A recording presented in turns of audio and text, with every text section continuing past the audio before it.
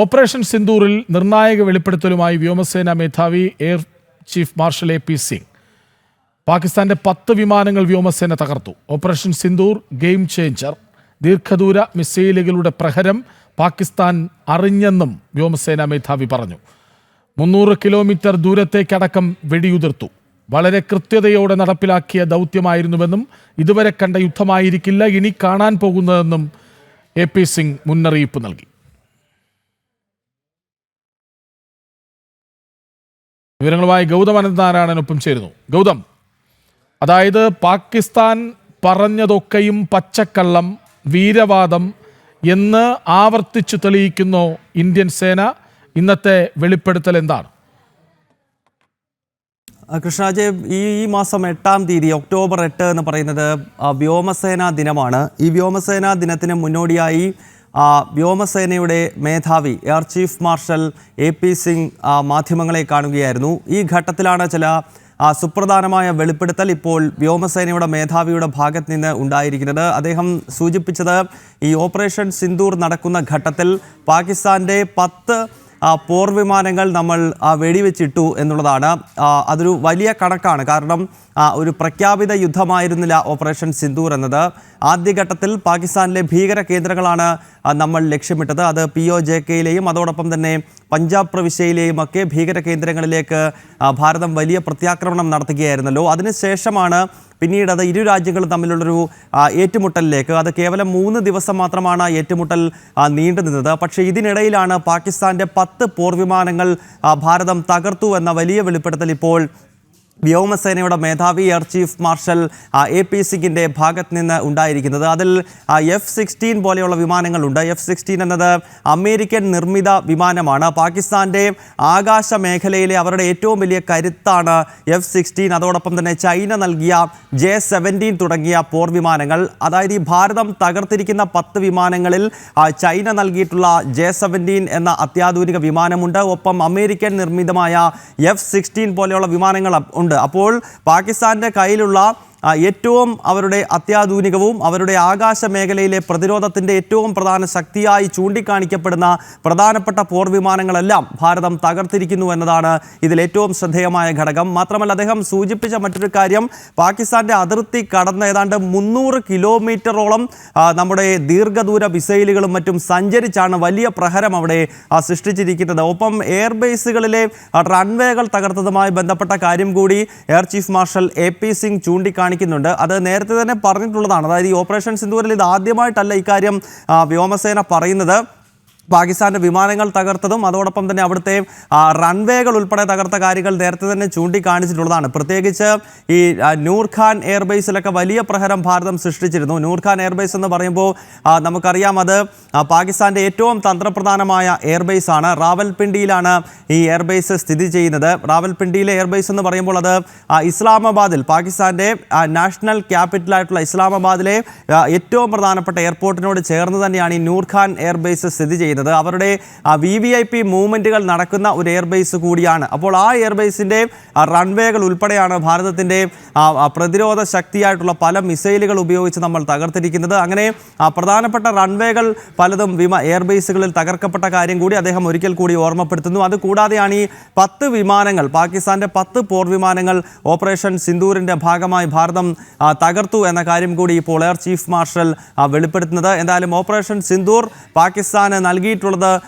വലിയ പ്രഹരമാണ് എന്ന കാര്യത്തിൽ യാതൊരു സംശയമില്ല. ഇക്കാര്യത്തിൽ നേരത്തെ തന്നെ വ്യക്തത നമുക്ക് ലഭ്യമായിരുന്നു. ആദ്യഘട്ടത്തിൽ പാകിസ്ഥാനിലെ ഭീകര കേന്ദ്രങ്ങൾ ലക്ഷ്യമിട്ടുകൊണ്ടാണ് ഭാരതം മിസൈൽ ആക്രമണങ്ങൾ നടത്തിയത്. നേരത്തെ സൂചിപ്പിച്ചിരുന്നു, POJKയിലെയും അതോടൊപ്പം തന്നെ പഞ്ചാബ് പ്രവിശ്യയിലെയും ഒക്കെ ജെയ്ഷെ മുഹമ്മദിൻ്റെയും ലഷ്കർ ഇ തോയ്ബയുടെയും അതോടൊപ്പം തന്നെ ഇന്ത്യൻ മുജാഹിദീൻ്റെയും ഒക്കെ ഭീകര കേന്ദ്രങ്ങൾ ലക്ഷ്യമിട്ടുകൊണ്ടാണ് ഭീകര കേന്ദ്രങ്ങൾ പലത് തകർക്കുന്നു. വലിയ നഷ്ടം പാകിസ്ഥാൻ ഉണ്ടാകുന്നു. അപ്പോഴും നമ്മൾ കഴിഞ്ഞ ദിവസങ്ങളിൽ ഏഷ്യ കപ്പ് ക്രിക്കറ്റ് നടന്നപ്പോൾ കണ്ടതാണ് പലതരത്തിലുള്ള ആംഗ്യവിക്ഷേപങ്ങൾ. അതായത് ഭാരതത്തിൻ്റെ വിമാനങ്ങളൊക്കെ തകർത്ത് പാകിസ്ഥാൻ ഇട്ടു എന്ന് തോന്നിപ്പിക്കും വിധം ഉപരിതലത്തിൽ ഇങ്ങനെ ഒരു വലിയ സജീവത നിലനിർത്താൻ പാക് താരങ്ങൾ ശ്രമിക്കുന്നത് നമ്മൾ കണ്ടതാണ്. അതിന് പിന്നാലെ പല വിവാദങ്ങളും ഉണ്ടായതാണ്. നോക്കൂ, ഇതിപ്പോൾ ആവർത്തിച്ച് വ്യക്തമാവുകയാണ്.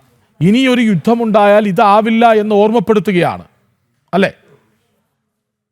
അത് തന്നെയാണ് കൃഷ്ണരാജ്. അതായത് ഒരു യുദ്ധത്തിലേക്ക് ഈ ഘട്ടത്തിൽ പോയിരുന്നില്ല ഇരു രാജ്യങ്ങളും. പക്ഷേ യുദ്ധമുണ്ടായി കഴിഞ്ഞാൽ എന്താണ് സ്ഥിതിവിശേഷം എന്ന് ഭാരതം കൃത്യമായ സന്ദേശം നൽകി കഴിഞ്ഞിരിക്കുന്നു. ഇന്നലെ പ്രതിരോധ മന്ത്രി രാജ്നാഥ് സിംഗ് അദ്ദേഹം ഗുജറാത്തിൽ ഈ പാകിസ്ഥാനുമായി അതിർത്തി പങ്കിടുന്ന കച്ച് മേഖലയിൽ ദസറ ആഘോഷത്തിൽ പങ്കെടുക്കുന്ന വേളയിൽ പ്രതിരോധ മന്ത്രി ചൂണ്ടിക്കാണിച്ചൊരു കാര്യമുണ്ട്. 965 യുദ്ധത്തിലൊക്കെ ഭാരതം കറാച്ചിയിൽ വരെ എത്തുന്ന സാഹചര്യമുണ്ടായി.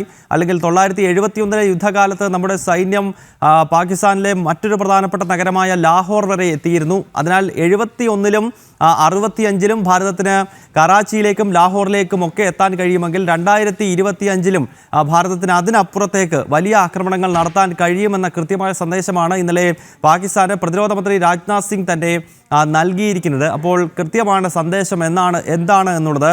ഓപ്പറേഷൻ സിന്ദൂർ എന്ന് പറയുന്നത് അത് തുടർന്നുകൊണ്ടിരിക്കുന്ന ഒരു പദ്ധതിയാണ് എന്നാണ് പ്രധാനമന്ത്രി നരേന്ദ്രമോദി ഉൾപ്പെടെ നമ്മുടെ പാർലമെന്റിൽ സംസാരിക്കുന്ന വേളയിൽ പറഞ്ഞിട്ടുള്ളത്. കാരണം എപ്പോഴാണോ പാകിസ്ഥാൻ പൂർണ്ണമായി ഈ ഭീകരതയെ പ്രോത്സാഹിപ്പിക്കുന്ന അല്ലെങ്കിൽ അയൽ രാജ്യമായ ഭാരതത്തിന് മേൽ ഭീകരവാദികളെ മുൻനിർത്തിക്കൊണ്ട് പാകിസ്ഥാൻ നടത്തുന്ന ഈ നിഴൽ യുദ്ധം എപ്പോഴാണോ പൂർണ്ണമായി അവസാനിപ്പിക്കുന്നത് ആ ഘട്ടത്തിൽ മാത്രമേ ഓപ്പറേഷൻ സിന്ദൂർ ഭാരതം അവസാനിപ്പിക്കൂ എന്നത് ഒരു യാഥാർത്ഥ്യമാണ്. അതിനാൽ ഓപ്പറേഷൻ സിന്ദൂറിൻ്റെ ആദ്യ ഘട്ടമാണ് ഈ പഹൽഗാം ഭീകരാക്രമണത്തിന് പിന്നാലെ നടന്നത് എന്ന കാര്യത്തിൽ സംശയമില്ല.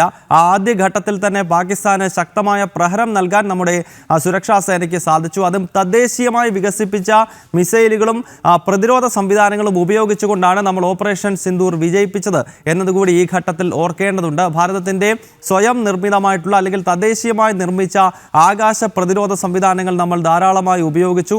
നമ്മുടേതായ മിസൈലുകൾ ഉപയോഗിച്ചു. അത്തരത്തിൽ തദ്ദേശീയമായി നിർമ്മിച്ച പ്രതിരോധ സംവിധാനങ്ങൾ ഉപയോഗപ്പെടുത്തിക്കൊണ്ടുള്ള ഒരു പ്രതിരോധ സംവിധാനം തന്നെയാണ് ഈ ഓപ്പറേഷൻ സിന്ദൂറിൻ്റെ ഭാഗമായി ഉണ്ടായത്. എന്തായാലും ഈ 10 വിമാനങ്ങൾ പാകിസ്ഥാന് ഈ ഓപ്പറേഷൻ സിന്ദൂറിൻ്റെ സമയത്ത് നഷ്ടപ്പെട്ടു എന്ന വലിയ വെളിപ്പെടുത്തലാണിപ്പോൾ ഈ വ്യോമസേനാ മേധാവി air chief marshal AP Singh ഈ വാർത്താ സമ്മേളനത്തിൽ നടത്തിയിരിക്കുന്നത്. കൃഷ്ണരാജ്, ഇനിയുള്ള യുദ്ധം ഇങ്ങനെ ആയിരിക്കില്ല, അതവിടെ നിൽക്കട്ടെ. നമ്മുടെ വ്യോമസേനയുടെ ശക്തി എത്രമാത്രമെന്ന് പറഞ്ഞു വെക്കുകയല്ലേ ഈ പറഞ്ഞ വാക്കുകളിലൂടെ വ്യോമസേന മേധാവി? കൃഷ്ണരാജ്, അത് തന്നെയാണ്. വ്യോമസേനയെ സംബന്ധിച്ചിടത്തോളം സ്വാഭാവികമായും ഇനിയുള്ള യുദ്ധങ്ങളെപ്പറ്റി കൂടി നമ്മൾ ഓർക്കേണ്ടതുണ്ട്. കാരണം ഈ ഘട്ടത്തിൽ തന്നെ ഈ കര യുദ്ധങ്ങളെല്ലാം ഏതാണ്ട് മാറി ആകാശമാർഗമാണ് ഇപ്പോൾ യുദ്ധങ്ങൾ നടക്കുന്നത്. അത് ഏത് രാജ്യങ്ങൾ തമ്മിലുള്ള യുദ്ധമായാലും നമുക്കത് കാണാൻ സാധിക്കും. ഇപ്പോൾ നടന്നുകൊണ്ടിരിക്കുന്ന റഷ്യ യുക്രൈൻ വാറാണെങ്കിലും ഈ ഇസ്രായേലും അതോടൊപ്പം തന്നെ ഹമാസും തമ്മിലുള്ള സംഘർഷമാണെങ്കിലും അതിലെല്ലാം നമുക്ക് കാണാൻ സാധിക്കുന്നത് ആകാശമാർഗമാണിപ്പോൾ ഈ ആക്രമണങ്ങൾ പലതും നടന്നുകൊണ്ടിരിക്കുന്നത്. അതിനാൽ വ്യോമസേനകൾ ഓരോ രാജ്യങ്ങളും അവരുടെ എയർഫോഴ്സ് സംവിധാനത്തെ കൂടുതൽ കരുത്തുറ്റതാക്കാനാണ് ഇപ്പോൾ ശ്രമിച്ചുകൊണ്ടിരിക്കുന്നത്. ആകാശമാർഗമുള്ള യുദ്ധം ഈ കാലഘട്ടത്തിൽ എല്ലായിടത്തും നടന്നുകൊണ്ടിരിക്കുന്നു. മുൻപൊക്കെ കരമാർഗമാണ് കൂടുതൽ യുദ്ധങ്ങൾ രാജ്യങ്ങൾക്കിടയിൽ രൂപപ്പെട്ടതെങ്കിൽ ഇപ്പോഴത് ആകാശമാർഗമുള്ള യുദ്ധമാണ്. അതിനാൽ തന്നെ നമ്മുടെ വ്യോമസേന ഈ ആകാശമാർഗമുള്ള ഏത് പ്രകോപനങ്ങളെയും പ്രതിരോധിക്കാൻ കരുത്തുറ്റതാണ് എന്നതിൽ ഇനിയൊരു തർക്കമില്ല. കാരണം ഓപ്പറേഷൻ സിന്ദൂറിൻ്റെ സമയത്ത് നമ്മുടെ കരുത്ത് മുഴുവൻ നമ്മൾ ലോക രാജ്യങ്ങൾക്ക് മുന്നിൽ പ്രദർശിപ്പിച്ച് കഴിഞ്ഞിരിക്കുകയാണ്. ഒരുപക്ഷെ ഒരു വലിയ ഇടവേളയ്ക്ക് ശേഷമാണ് ഭാരതം ഒരു രാജ്യവുമായി അങ്ങനെ ഒരു ഏറ്റുമുട്ടലിലേക്ക് എത്തുന്നത്. 1999 കാർഗിൽ യുദ്ധത്തിന് ശേഷം ഇത്തരത്തിൽ വലിയൊരു സംഘർഷവും പാകിസ്ഥാനുമായി നമ്മൾ ഏർപ്പെട്ടിരുന്നില്ല. പിന്നീടൊരു വെടിവെപ്പും അതിർത്തിയിലെ പ്രകോപനങ്ങളൊക്കെ ഉണ്ടായിരുന്നു. ചില ഭീകരാക്രമണങ്ങൾ നടന്നു എന്നത് ഒഴിച്ചു കഴിഞ്ഞാൽ ഭാരതത്തിൻ്റെയും പാകിസ്ഥാൻ്റെയും സൈന്യം തമ്മിൽ ഈ രീതിയിൽ ഏറ്റുമുട്ടുന്നത് 1999 കാർഗിൽ യുദ്ധത്തിന് ശേഷം പിന്നീട് ഇപ്പോഴാണ്. അതിനിടയിൽ ഗാൽവൻ സംഘർഷം നമുക്കറിയാം, അത് ചൈനയുമായി ഉണ്ടായ സംഘർഷമാണ്. അവിടെ സൈനികർ തമ്മിൽ ഏറ്റുമുട്ടലുണ്ടായെങ്കിലും അതൊന്നും ഒരു യുദ്ധം എന്ന നിലയിലേക്ക് കാര്യങ്ങൾ പോയിരുന്നില്ല. അതിനാൽ ഈ ഓപ്പറേഷൻ സിന്ദൂറിൻ്റെ സമയം ഒരു യുദ്ധസമാനമായ അന്തരീക്ഷം കാർഗിലിന് ശേഷം രൂപപ്പെട്ടതാണ്.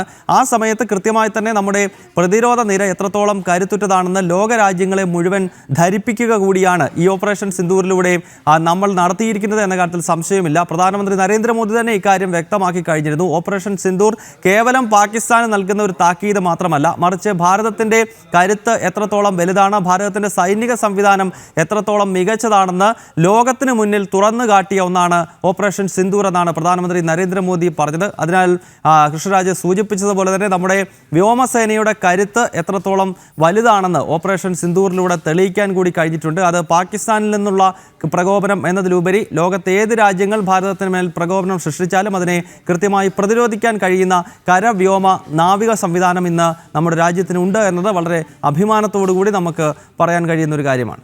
ശരി, ഓപ്പറേഷൻ സിന്ദൂറിൽ നിർണായക വെളിപ്പെടുത്തലുമായി വ്യോമസേനാ മേധാവി air chief marshal AP Singh. പാകിസ്ഥാന്റെ 10 വിമാനങ്ങൾ വ്യോമസേന തകർത്തുവെന്ന് അദ്ദേഹം വെളിപ്പെടുത്തുന്നു. അതായത് എന്താണ് ദീർഘദൂര മിസൈലുകളുടെ പ്രഹരശേഷി, അത് പാകിസ്ഥാൻ അറിഞ്ഞിട്ടുണ്ട്.